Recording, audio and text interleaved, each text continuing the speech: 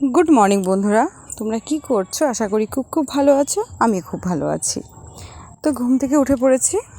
উঠেই এই ব্যালকনিতে এসে দাঁড়িয়ে দাঁড়িয়ে চা খাচ্ছিলাম আর রাস্তার দিকে তাকিয়ে তাকিয়ে লোকজনদেরকে দেখছিলাম। আর কি করব। তো দাঁড়িয়ে দাঁড়িয়ে চা খাচ্ছি আর সেটাই ভাবছি যে আজকের দিনটা কিভাবে কি করা যেতে পারে, কোথায় ঘুরতে যাব।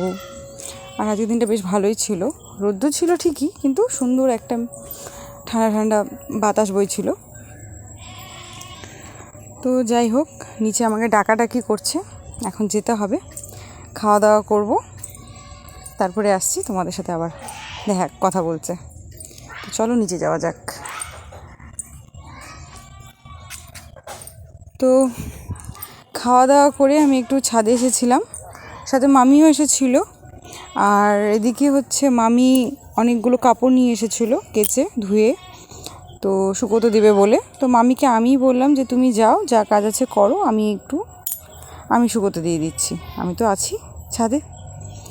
আর তারপরেই দিদা এদিকে নিচে বানাচ্ছিল চালের গুঁড়োর পাঁপড় বলে এগুলোকে, ছোটো ছোটো ছোটো ছোটো করে দিতে হয়।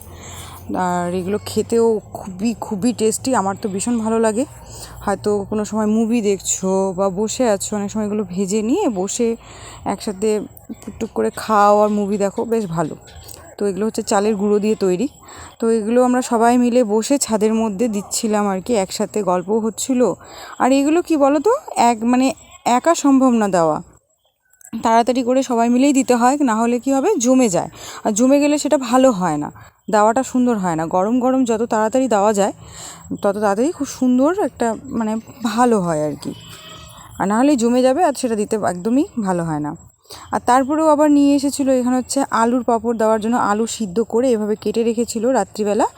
আমিও কেটেছিলাম কিছুটা, আর কেটেছিলাম আমি মেশিন দিয়ে কেটেছিলাম। আর তারপরে সকালবেলা সিদ্ধ করে নিয়ে এসেছিলো।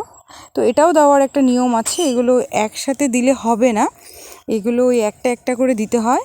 আর ঠিক একটা একটা করে দিয়ে দিয়ে দিয়ে দিয়ে তাহলে শুকাবে খুব সুন্দর, তাড়াতাড়ি শুকিয়ে যাবে। আর একটার গায়ে একটা লেগে থাকলে না, শুকায় না।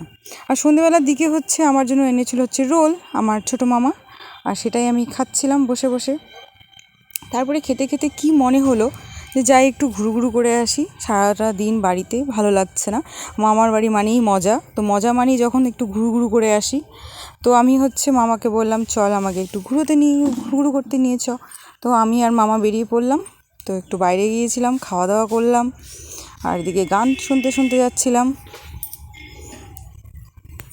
তো যাই হোক, ভাবছিলাম আজকের দিনটা কিভাবে কাটবে, বেশ ভালোই কাটছিল। আর তারপরেই বাড়িতে এসে দেখি এদিকে দিদা পিঠে বানাচ্ছিল, দুধ পিঠে। এই পিঠেটা খেতে আমার ভীষণই ভালো লাগে। কার কার ভালো লাগে অবশ্যই কমেন্ট করে বলো কিন্তু। আর তার সাথে সাথে আমার জন্য মামি এদিকে পাটিসাপটা করছিল, এটাও খেতে আমার বেশ ভালোই লাগে। তো দেখা হচ্ছে আবার পরের ভিডিওতে, ততক্ষণ জন্য টাটা।